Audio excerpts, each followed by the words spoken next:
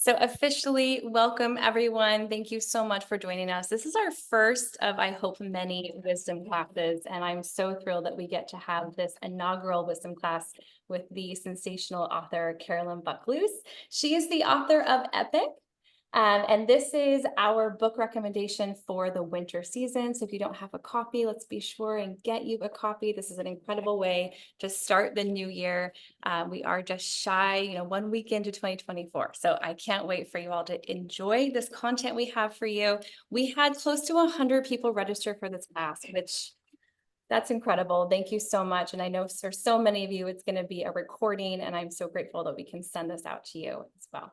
I'm going to let Kristen introduce Carolyn, and then we'll be on our way. Thank you. And hello, welcome. Happy New Year, everybody. Let me take just a moment to tell you just a bit about Carolyn, who's joining us from New York City this evening for our first ever Dharma Laundry Wisdom Class. So exciting. Carolyn, I have described her to many as a dazzling elder. As I near my 60th birthday and having been without the wisdom of mothers and grandmothers for decades now, I have been calling in female elders to help light the path for me, to show me the way, to help me understand what I don't yet understand. So I'm calling in these female elders, and who walks in but Carolyn? Amazing. Carolyn has played a lot of roles in her life, and she still plays many roles. She has been a diplomat, a Wall Street banker, a management consultant. She's an executive coach, a healthcare futurist, and a talent innovator. She's a professor. She's an author. She's a philanthropist. My.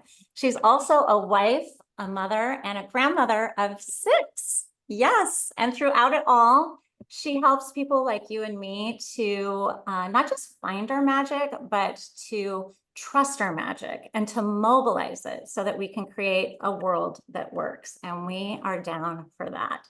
So having traveled and worked with Carolyn in the past year, I can tell you from personal experience that one of her superpowers is deep, deep listening.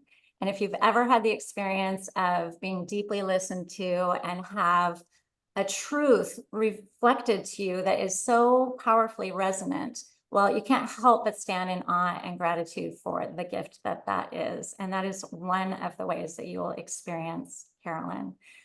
So we are so honored and delighted to bring her into community with you tonight. I think you'll walk away feeling intrigued and inspired, and I would say beautifully activated as well. So our wish for you this evening is to really sink into her wisdom, and perhaps to even consider picking up the next breadcrumb from Carolyn, whether you read her book or sign up for one of her courses. So without further delay, I invite you all to step into the light of this wisdom keeper who is showing up fully in her Dharma tonight to share with you all. Welcome, Carolyn Buck Luce. Wow. Well, thank you so much, Christian and Andrea. My only regret is we can't spend a lot more time together because there's so much I'd love to share. So first of all, Happy New Year, everyone. And I'm wishing you health and peace and a lot more love in your life. The more love we take in, the more love we can give. So I'm really happy to have the opportunity to chat with you. I want to talk about my experience of women and what I know is longing to happen. And all of that I tried to capture in the book Epic. But I want to, first of all, defang the word epic for you. And that's going to really kick us off. And I'm going to, can everyone see this? So, for me, this is the time for women and men to be all that they can be. And the reason I called the book Epic is I'm not using this in the adjectival sense of bigger than, better than, greater than, sort of king of the hill, master of the universe. that's kind of a masculine construct.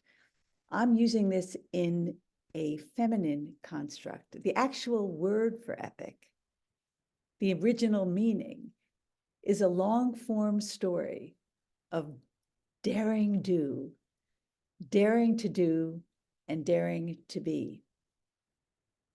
And that's what heroes and heroines are made of. I love this picture. A friend of mine gave this to me. Anyone can slay a dragon, she told me, but try waking up every morning and loving the world all over again. That's what takes a real hero. So, I think the world is waiting for men and women to be able to really connect to both their masculine and their feminine energy in a way that they can, in fact, slay the dragons, metaphorically, all the things that are getting in the way of making a world that works, and then bring love into the room. I did a lot of studying of Joseph Campbell, who wrote the book Hero, The Man of a Thousand Faces, and really coined the term the hero's journey, or the monomyth. But interestingly enough, he actually taught at a women's college, Sarah Lawrence. And after he died, there was a book that was put together with all the things that Joseph Campbell said about women, in a book called Goddesses, Mysteries of the Feminine Divine. And I wanted to just share this particular set of quotes that really touched me. Now, remember, he wrote this 60 years ago. Everything is changing, even the law of the masculine jungle. We are in a period of free fall into the future, and each of us has to make his or her own way. And then, in particular, talking about women, he said, we are the ancestors of an age to come, the unwitting generators of its supporting myths, the mythic models that will inspire its lives. The ancestors of an age to come. Now, this kind of came to me when I was 8 years old, this idea in my own sort of 8-year-old mind that we are the ancestors of an age to come. It was 1960. John F. Kennedy was running for president. We were in the middle of the Cold War. I was 8 years old.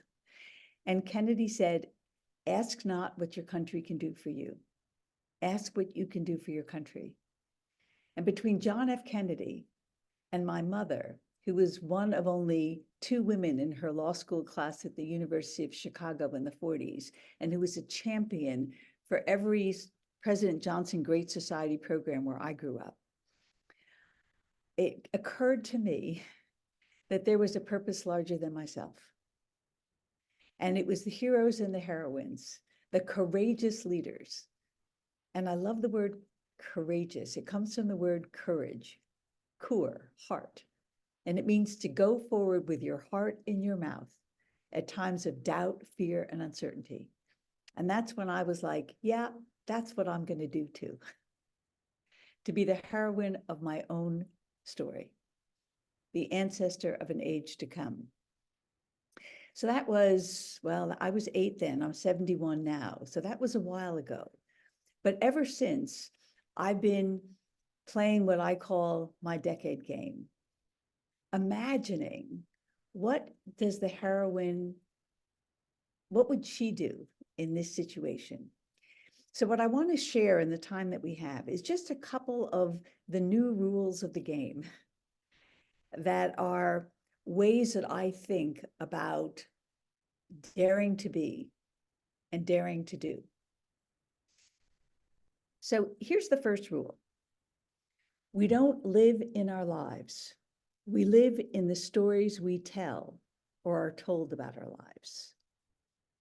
We live in the stories we tell or are told about our lives. And a lot of those stories don't serve us anymore. And the other thing about those stories is those stories got us here, but they don't necessarily get us there. So let me see a show of hands of who here was raised to be a good girl?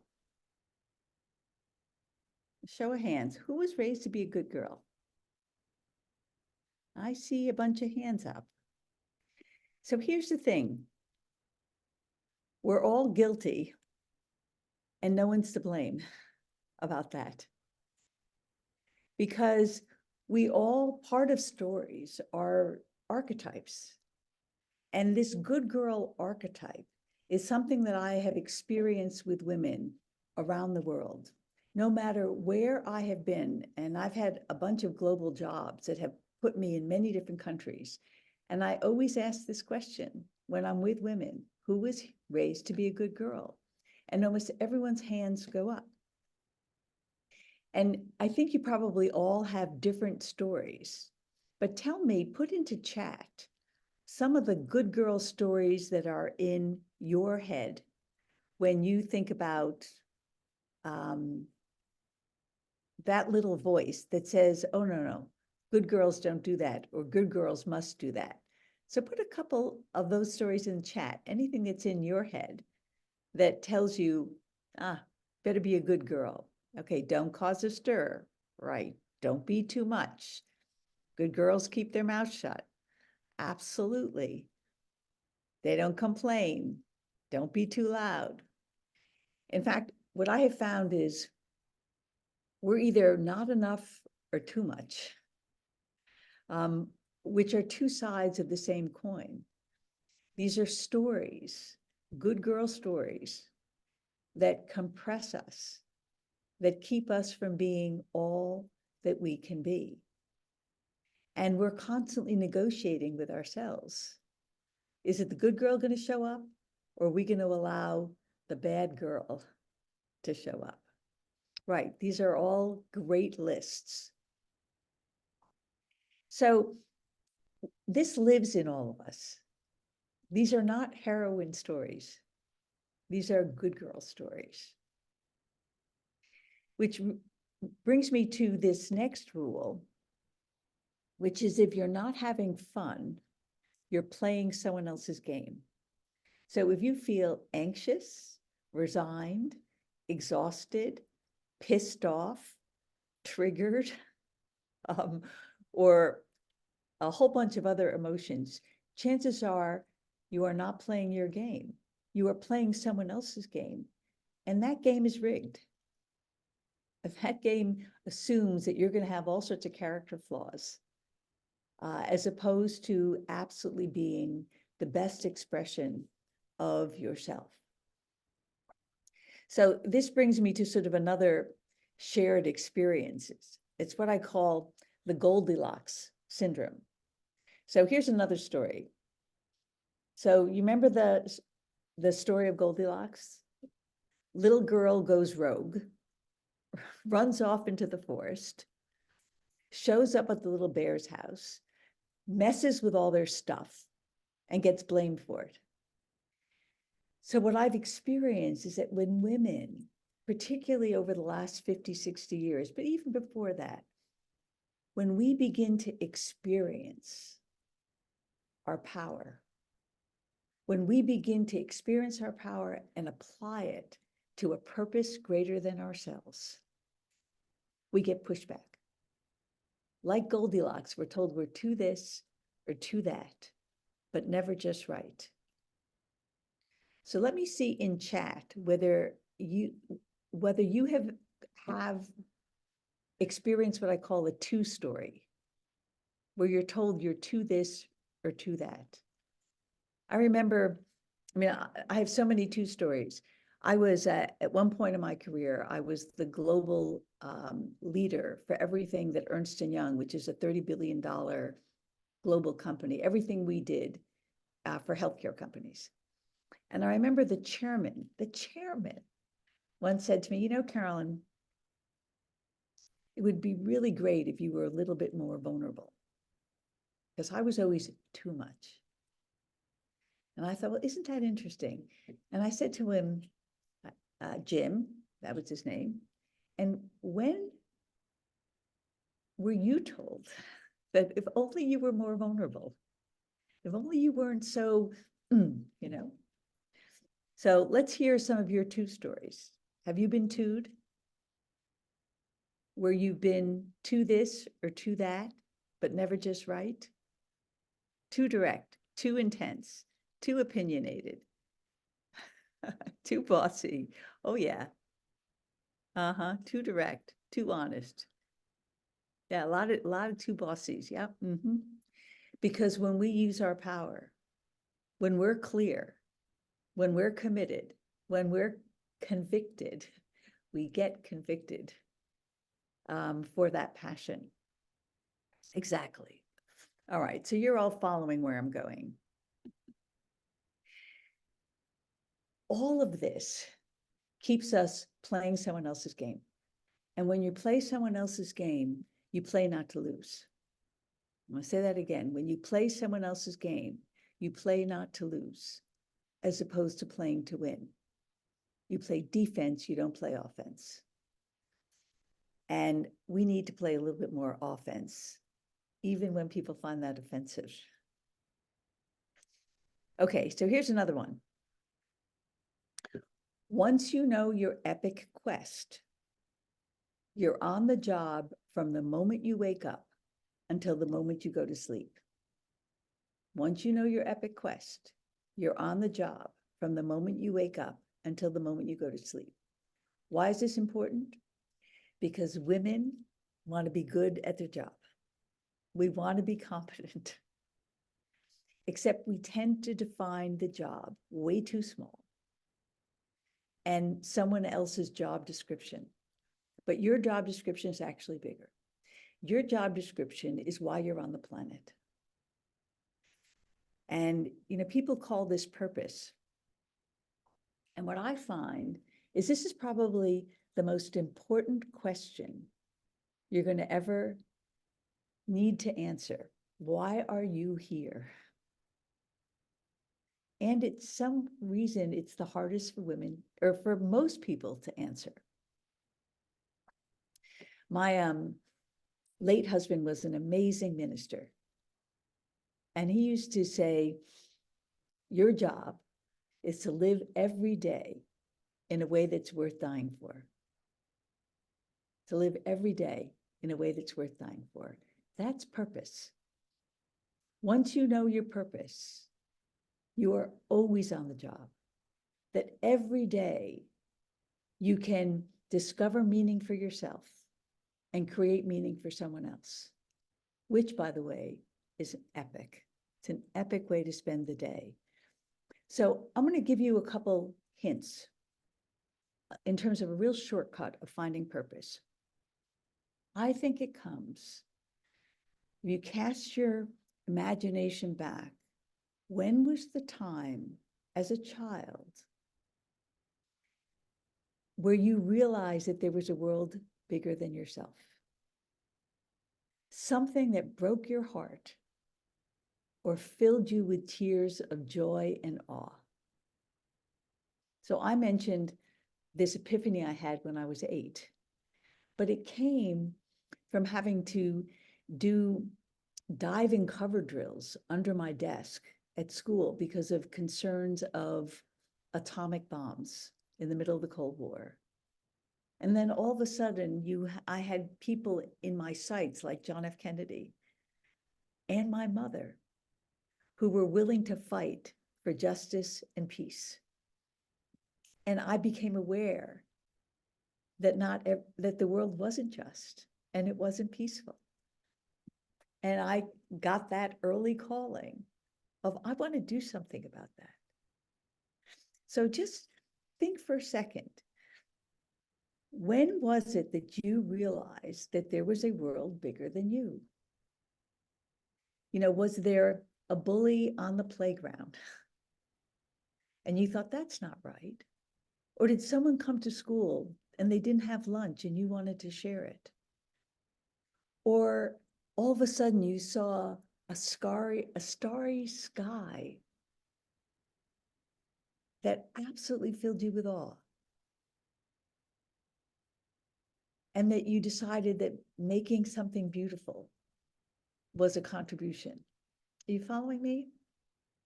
So just give me a sense, put into chat, you know, what has drawn you? What has been the song line?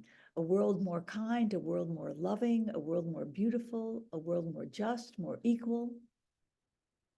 Because that's a thread that you can really go back to and sort of see how it has shaped your decisions.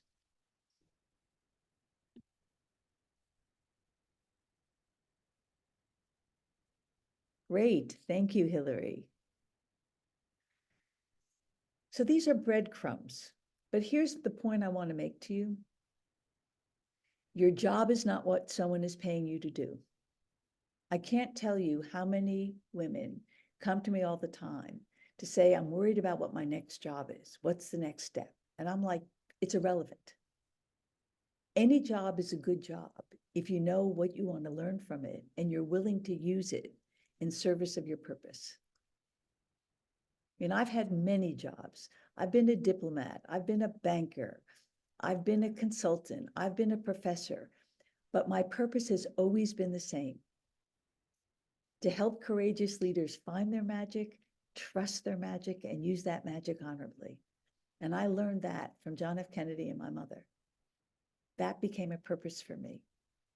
So I've had many different jobs in many different sectors. Same job for me. I'm on the job from the moment I get up to the moment I go to sleep. And that also includes my job as a mother and as a grandmother, to help people find their magic, trust their magic, and use that magic courageously to make a world that works. So I want you to think about that. So let's keep going. Here's another rule. Create a life by design, not default. And be an epic storyteller.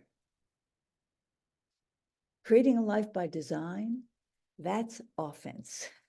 Default, that's defense. So I'm going to give you a fun exercise quickly to learn how to be an epic storyteller yourself. Hands up if you've ever played Mad Libs. Okay, so you know what Mad Libs are? You get a story, but it's got a bunch of blanks. And you've got to put in a noun or put in a verb or something like that. Remember it? So in the decade game, we start by creating an amazing story about ourselves 10 years in the future. So think about how old you're going to be 10 years from now. Everyone get that in your head. I'm not going to embarrass any of you, although I'll be 81 in 10 years. Okay. And here's the Mad Lib. You need to complete this sentence. Wouldn't it be cool if 10 years from now, I knew myself and was known by the people who love me and the people who count on me as, and then all you have to do is fill in an exciting adjective, a powerful subject, a dynamic verb, a targeted object, and an epic outcome that completes the sentence. 10 years from now, wouldn't it be cool if I knew myself and was known by the people who love me, my family, and the people who count on me, the world, as? So for example, 50 to 60, my decade destination was to be known as a sought-after consigliere, encouraging leaders to use power with honor. That became my quest. 60 to 70, I wanted to be known as an organizational shaman, inspiring humans to live epic lives. And at the end of my talk, I'll tell you what my current game is, but I'm going to make this easy for you. Here's a cheat sheet. You don't have to use these words. You can use something else, but I want you to answer the question and give me your Mad Lib. Wouldn't it be cool if a decade from now, you knew yourself and were known by the people who love you and count on you? And pick an adjective, a subject, a dynamic verb, a targeted object, and an epic outcome. You can use any of this word salad or come up with your own, and I want to see it in chat. Okay, you got your assignment? Let's see what you got. I want you to tell an epic story about yourself in the future, 10 years from now.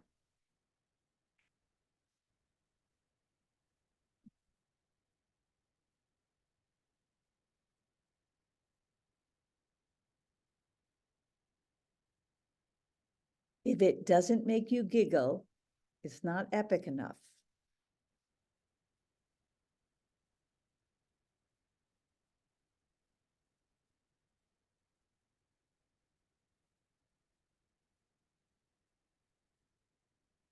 I feel like I should do this song. Dun, dun, dun, dun, dun, dun.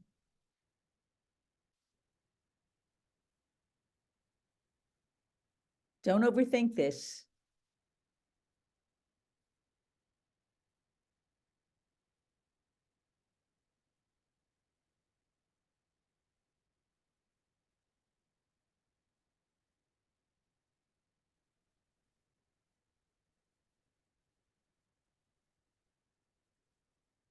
Okay.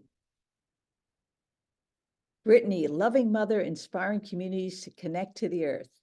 Excellent. Let's see a few more. A radiant warrior, inspiring everyone to live lives they love. Thank you, Andrea. Radiant guide, connecting leaders to discover their divinity. Nice, Denise. Radiant medicine woman, waking up humans to discover their identity. Fantastic. Look at these. Okay, I want someone to volunteer to come off mic and tell me how you felt when you wrote this in the chat.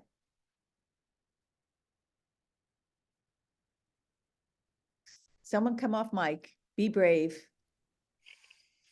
or I'll call on you. I can go. I didn't put mine on there because I was feeling very vulnerable. Okay, let's tell us what it is then. I wrote 20 words on the page and didn't really come up with it. All right, well, give me 5 of the words. Just tell me the words that make you happiest. I did write radiant and courageous. I wrote warrior. I wrote designer, artist, cultivating, and be seen and live fully. So it's like a whole brainstorming still. Okay, that's okay. You said it made you feel vulnerable. How else did it make you feel? That if you could really embody those words. Purposeful. Yeah. I think if, once I get a chance to brainstorm and kind of reduce my thoughts down, I think purposeful and powerful. Yeah. So part of the process of the decade game is to suspend disbelief and put away all of those thoughts of, I don't know how that would happen. What would people think? The false modesty of, I can't really say that, I can't really claim it.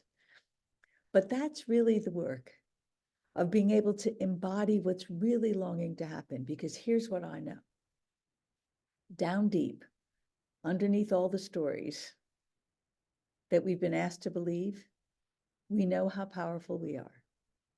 We know how special we are. We know that we are a gift. And to be able to begin to name that is part of the work of Epic. So I want to just end with this last rule. Practice thoughtful wishing instead of wishful thinking. Practice thoughtful wishing instead of wishful thinking. Wishful thinking keeps us in the past. If only I had, if only I hadn't, if only I did, if only I didn't. It also puts us into the future. Oh, I just wish I could, but we're not willing to do the work. That's wishful thinking. Thoughtful wishing keeps us totally in the present. It has us recognize that we have everything we need right now to live a life of meaning and purpose, to discover meaning for ourselves every day, to create meaning for others, and to own our gifts. And to take a little bit of that star stuff, that dream of being radiant or courageous or a warrior or a medicine woman, a little bit of that future that's longing to happen, and bring it a little bit into the present, in an action, in a decision, in a small step, in something I call a tiny mighty, something that we can control, wanting what we have, doing what we can, and being who we are. That's thoughtful wishing. And the difference between wishful thinking and thoughtful wishing is thoughtful wishes always come true because we already own them. We're just willing to own ourselves. So I want to give you one quick exercise to end. It's hard to own our epic because we have spent an entire life leaking our power. Now, we've done it to be liked, to be loved, and to be safe. So we're all guilty, and none of us are to blame for that. However, when you realize that you're playing someone else's game, when you realize that you are doing wishful thinking instead of thoughtful wishing, this is what I do. I take a breath, breathe, and think about what is a word that starts with E, one that starts with P, one that starts with I, and one that starts with C, that are the adjectives that describe how I feel when I am in flow, when I am connected to purpose, connected to power, connected to the fact that I am God's gift and that I've got the power of the universe inside me. To just remember that energy. So for me, my epic is empathetic, passionate, innovative, and courageous.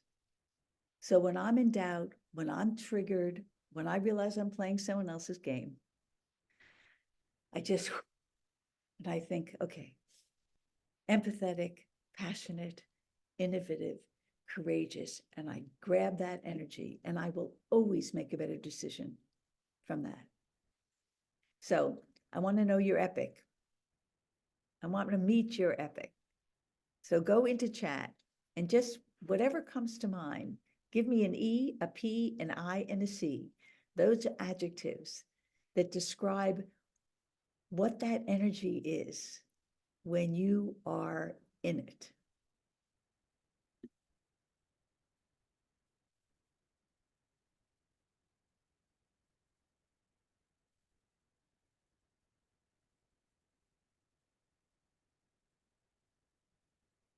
Extraordinary possibilities, inspired celebration, great. Extraordinary power, illustrative creation, beautiful, evolution, perseverance, inspiring, charisma. These are great. These are great. Yeah. So you got it. So here's what I want to leave you with. There are 87,600 hours in a decade. Write that number down. 87,600 hours in a decade. If you sleep 8 hours a night, which I would recommend you do, that leaves over 50,000 hours. It only takes 10,000 hours to become a world expert in anything. And here's what I know about women. We want to be leaders at home, at work, and in the world. You've got 50,000 hours to be able to practice small step by small step, living in the stories that are worth dying for. It's your choice. These stories can happen like that. All those old stories, it takes just this to tell a new story about yourself, to own the fact that you are an ancestor of an age to come. And my greatest hope for women, and I will just wish it for you for this year, that being good enough is nice but not sufficient in this lifetime. Going for great, your definition, not big, but living a life of daring to be. Because when you dare to be, everything you do will be epic. So I think with that, Kristen and Andrea, I'm going to give it back to you. Thank you so much, Carolyn, for that wisdom bomb. It was so delicious and juicy. And I don't know about you, but what's your epic? Emergent, proud, integrity, and courage. Love it. It's yours. Mine is, where is it? Embodied power, illuminated courage. So thank you for lighting all of that up in us and in everybody else this evening. We know that you need to pop off onto another project, but we're going to stick around, everybody, to answer questions and give you a little bit more information. So Carolyn, thank you so much. Love and appreciate you, and we hope to see you again very soon. Love you back. Bye-bye. Bye-bye. Bye. Thanks, Carolyn. So thank you everybody for participating in the chat. It was so fun for Andrea and I to see what was coming through. And, you know, I've been working with Carolyn, and I think there are a few other people on this call, perhaps. I didn't take roll. I don't know if they are here live or are going to enjoy the recording, who have been working on our decade games. So I'm happy to field any questions about the decade game or Carolyn's work. Andrea and I are both familiar with her book. So let's just start off with any questions that you might have at this stage, and then we'll go from there. And feel free to unmute yourself if you would like. I'm curious, is there anybody on the call who has been working on their decade game? Can you just drop in the chat that you're here? Because I haven't been able to look at who all is here.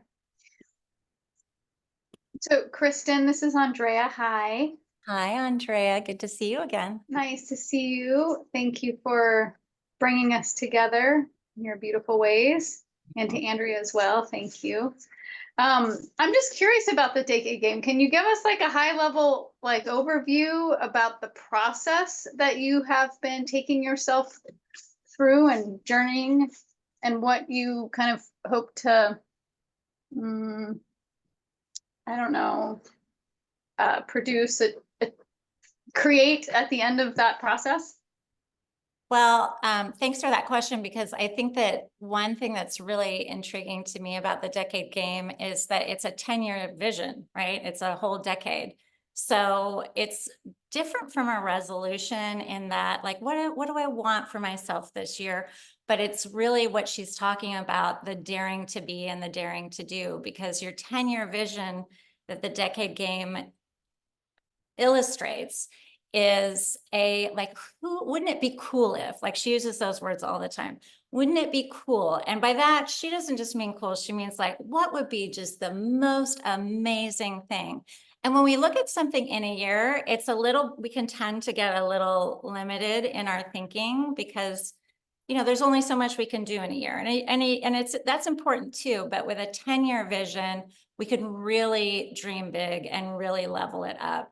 So her book, Epic, walks you through that whole process of envisioning what your decade game. And we're going to show you an example of one, just because we thought it would be helpful to see what a decade game actually looks like. So this is Lynn Twist's decade game, and this appears in the book. And so the process that Carolyn walks you through in the book will ultimately lead you to this beauty right here. And at the top, you can see there's a stand, and that's kind of what she was talking about with that umbrella vision of, you know, what you stand for and what your overall purpose is. What are you on the job for from the moment you wake up until you go to sleep? And so in Lynn's case here, she says, I stand for the power of unconditional love to create possibilities for every human being to transform their life and be of service to the world. So that is like her umbrella. Everything that she does is in service to that stand. And below that, you can see the decade destination. So ultimately, in 10 years, once Lynn has gone from 70 to 80, and she's currently in this decade game now, she's nearing the end of it, and soon she'll have to write a new decade game, is that she, at the end of her decade, wants to be the fairy godmother of mythic mindsets and movements that transform the world. Now, again, you might not understand fully what these, you know, brief statements mean for her, but you would, in your own decade game, have these statements and you would have a full understanding of what these mean to you. And so Carolyn, obviously in the book, walks you through processes to help you identify and really hone in on what your stand and your destination in a decade could be. And she really challenges you to think big. I mean, she's just always like, level it up, level it up, level it up, level it up. And then from there are these pillars. There's self, others, craft, and by craft, that could mean your actual paid work, learning, and then contribution. And so again, in the book, she defines what each of those means and then helps you walk through processes to identify a phrase, if you will, that tells you kind of what your rudder is, your North Star under each of those pillars. So in this case, at the bottom of the column under self, you can see I am essence. So that's sort of Lynn's North Star for self for this decade that she's playing. And then she has the others named at the bottoms of those columns. And then there's this level 10 that she talks about in the book. And a level 10 is different from a tiny mighty. So a level 10 is what would be a super cool, epic, not necessarily a goal, it can be a goal, but what would be some happening or occurrence that would illustrate, wow, you know, like I've really made it in this pillar, in this category. So under learning for Lynn, she says her level 10 would be to receive the Buckminster Fuller Award. So that would be like an epic, super cool kind of seal of approval or marker to herself that she has, you know, reached her decade destination in this column.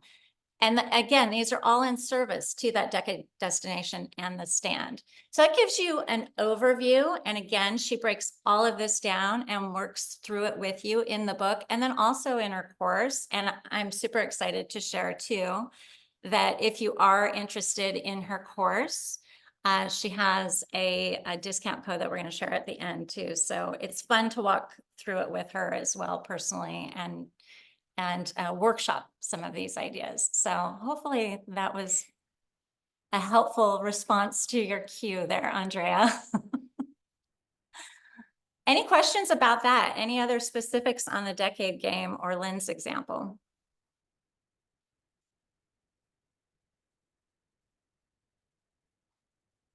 Andrea, you've been working on your decade game. How's it going for you? It's going. We're getting there. It's a lot to go from the annual goal setting. Okay, what do I want to be in 12 months to wait a minute, what is it that what's my aim? You know, in Dharma, we talk a lot about the right conditions and the right aim. And I'm turning 40 this year, which for me is a really big deal. So it feels like the right time to name something more epic than goals. And goals we need them. They're something to focus upon and they give us that gusto sometimes. But as for myself in business, it's become too strategic and it's all about the next thing and the next thing. And sometimes I know for myself, the decade game, I don't know, it answered that like inner call. Okay, but what am I measuring my life by? What feels like at the end of this, it's actually going to matter? What's the thing that I feel that was worth my effort and my energy and my contribution? So it's coming together and it feels inspiring. Like it's personal, your decade game will be what it is for you and it will be meaningful to you in a way that it wouldn't be to anyone else, but that you can look at it and read it and you know exactly what it's asking of you. And I love that part.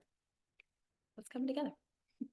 One of the things that she mentions in the book too that I really love is what she calls tiny mighties. And she mentioned that earlier.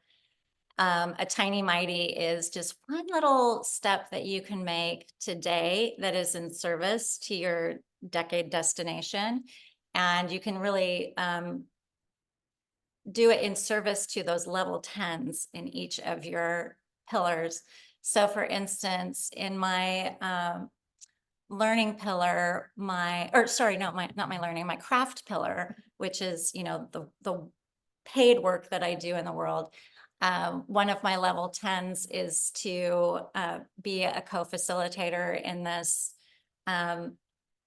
pretty amazing 6-month program that I just completed with Carolyn and Lynn and Sarah Vetter.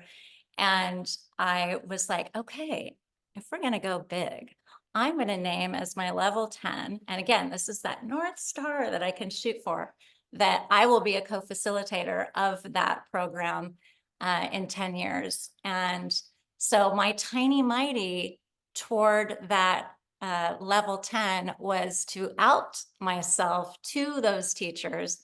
So in one of my gratitude emails to Lynn and Sarah and Carolyn, after our program was complete, I said, and my tiny mighty, I'm stepping out and I'm sharing a tiny mighty with you that I want to be a co-facilitator for this, down the road.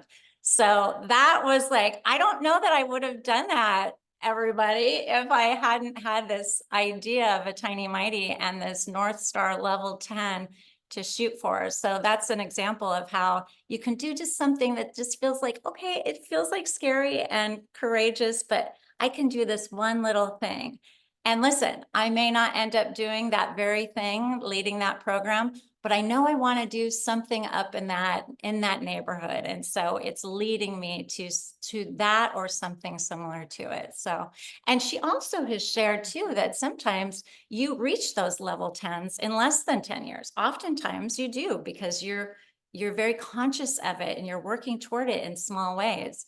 And so you get to add another level 10. And it really is fun and it becomes a game. And I think that's part of the brilliance behind it, is it's not,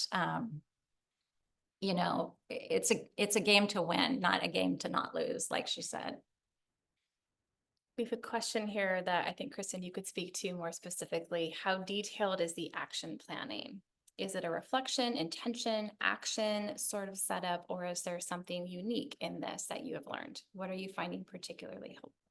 Okay, there's a lot of pieces to that. So the action planning is really, this is the kind of liberating thing about it. That decade game of Lynn's that we showed you, that's it. That's it. So you have that in front of you. I have mine written out. I'm still kind of finessing a couple pieces, but I have mine written out and it sits at my desk, and so it's always present on mind. And when I think about how I use my time and my energy, it's very clarifying if it fits in there. And I can decide as things emerge or ideas I'm inspired by, I can decide, how am I going to use this to serve that? And what's a tiny mighty? Maybe a tiny mighty comes from that inspiration or that idea. So again, it's just this sort of like mapped out vision with different pieces, but there's no, okay, well, I'm going to do this and that. You don't have to know the how. That's the beauty of it, because the universe is always dancing with us and we never know what is around the corner, what doors are going to open to us. But when we're moving in the right direction, the universe conspires. And so we don't always have to know the how. We know the how when we see it. So that's pretty I think, brilliant and revolutionary as far as I'm concerned. It's not strategic planning. Let's see, what was the next piece? Just a comment. What are you what are you finding particularly helpful? I think that covers it too. It's just a different approach. It's a different thing. And I think it's more feminine too. I kind of feel like, when we talk about like things being, a more masculine approach to things versus a more feminine approach to thing, I feel like this is more feminine because it's so much more clarifying, but also spacious and creative. Thanks for the question, Fair. All right, we have just a few minutes left here. Are there any other questions? And then we'll share more about how to participate if you want to pick up that breadcrumb of the course or the book. And we also have a discount code for you all as well. Yeah, so any final questions before we sign off? Okay. All right. Well, feel free to drop them in while we close out, but we are just like so grateful to have gotten to sit here with you and listen to Carolyn's wisdom. Did you all enjoy her? Maybe drop in a word about how you experienced Carolyn, or what was a highlight of Takeaway and aha. It's always nice to hear. yeah. I know for me, whenever I am just listening to her, she is just this grandmotherly, soothing, solid voice of wisdom. And I just think she's an incredible role model for all of us. Dare to be great. Yes, Carolyn. Yeah, I appreciate It's that simple and then not that simple, isn't it? I appreciate Emma's comment. Lovely to hear from a wise elder. Yeah. Yes. Agreed. Absolutely. Her passion was contagious indeed. Calm courage. Yes. Yeah. Inspiring. Stop playing small.